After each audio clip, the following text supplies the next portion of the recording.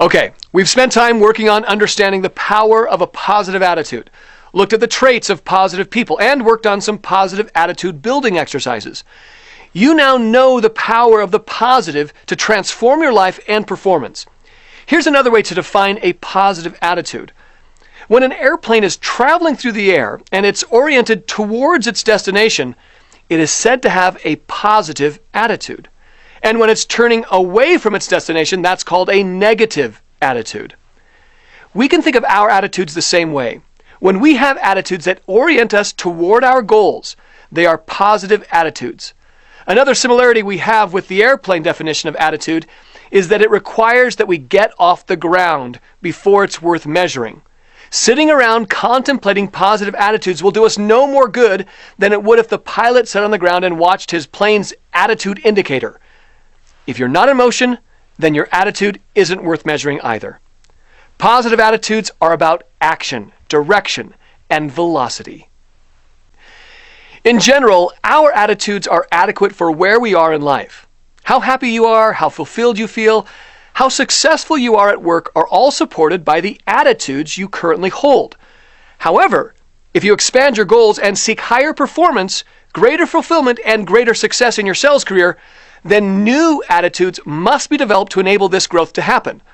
That also means you have to leave behind many of the old attitudes.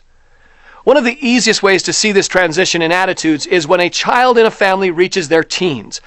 All of a sudden, they seem to be filled with foreign and even alien attitudes that their struggling parents have no way to explain, much less accept. But guess what? They had many of the same attitudes when they were teenagers themselves.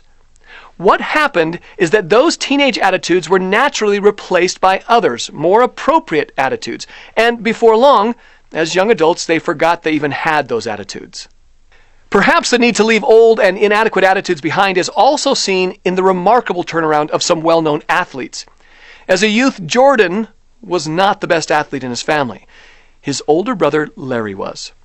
And not the most industrious because of 5 siblings. He was by far the laziest.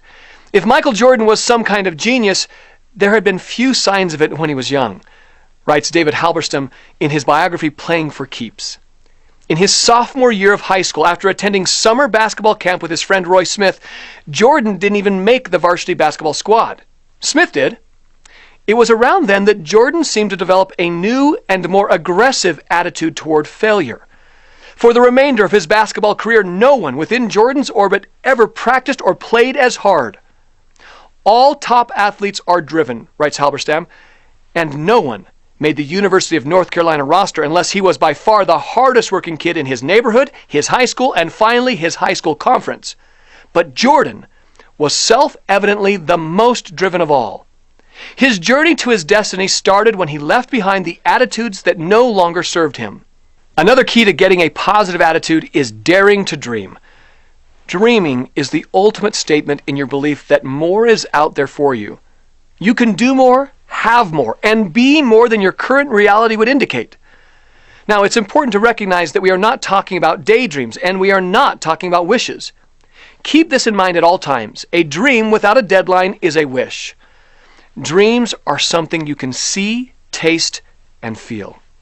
They're something you plan for, work for, and run toward. Now, it stands to reason that if dreams are important to getting and keeping a positive attitude, then they need to be big dreams. Big dreams are not your current reality and are bigger and better than any dream you have ever had before. They will take more than your current resources to achieve, and they will feed and fulfill your life's purpose. Positive people dream big, then start living their dream. They are possibly thinkers who concentrate more on attitudes than facts. They are courageous and persistent because they know that nothing is more common than unsuccessful people with talent. Positive people know for a fact that whatever their mind can conceive, they can achieve. David Lloyd George said, "Don't be afraid to take a big leap if one is indicated. You can't cross a chasm in 2 small jumps." Mahatma Gandhi led a crusade for human dignity through nonviolent protest that changed the British Empire and the world forever. He launched it from a jail cell.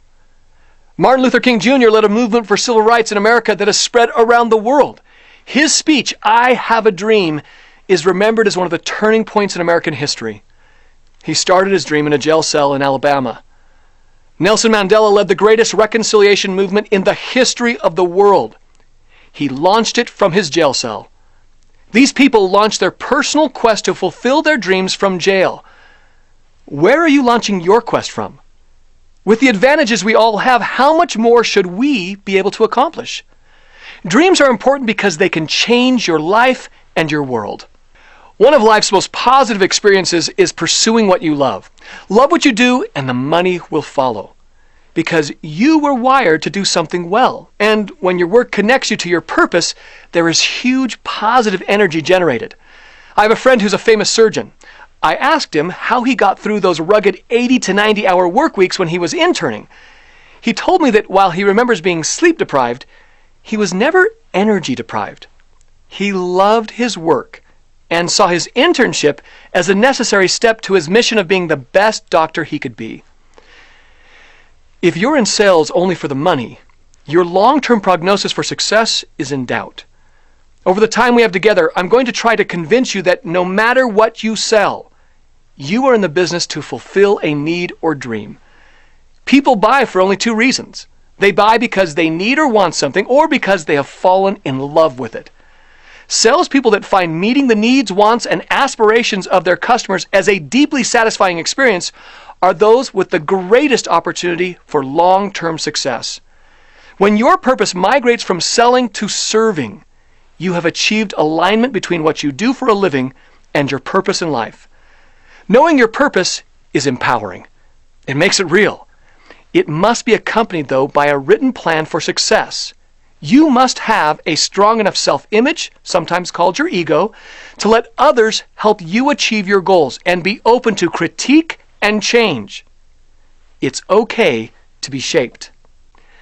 By updating your attitudes, daring to dream big, and aligning your work with your purpose, you can become a much more positive person. But as we all know, there are things in our lives that war against us maintaining that positivity. Our emotions are driven by our thoughts. Our thoughts are driven by what we let in. That means what we watch on TV, listen to on the radio, look at on the internet, what we read, and by the opinions and conversations of those around us.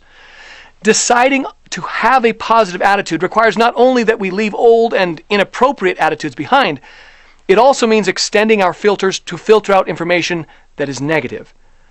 The world is geared to find and report on negative information. That is what makes up most of the news. I'm not saying that you should not listen to the news or talk radio or read the newspaper. What I'm saying is that you must do so fully aware of the impact that surrounding yourself with negative input can have on your attitude. Look, your attitude is a lot like your body. Your body is a reflection of what you put in it and how well you take care of it. Take care of what you put into your mind every day. Look for ways to focus on positive events, stories, and information. Plug into things that motivate, inspire, and encourage you. Take control over conditioning your mind the same way you condition your body. Exercise it. Train it to find answers to the challenges that stand between you and your goals. Train it to find creative solutions to customer problems. Train it to find the positive in every problem. Frank Tiger said, "Opportunity's favorite disguise is trouble." Another filter you may need to update is the one that lets your past dictate your future. In the first lesson, you learned a little bit about how the subconscious mind works and how self-talk can dramatically impact your life and your potential. In later lessons, we will get to the bottom of the process by which we talk to ourselves. For now, make a note. Not only must you filter new information that you allow to come in, you must also filter out the negative sneaking in from your past. You know that the past is seeping in when you feel anxiety for no apparent reason. It could be that something in your current environment is triggering your subconscious to turn on the threat alert. I know a salesman that experienced this anxiety alert when he watched a potential customer walk into his dealership. At first, he had no idea of why that sight of a potential customer was creating anxiety.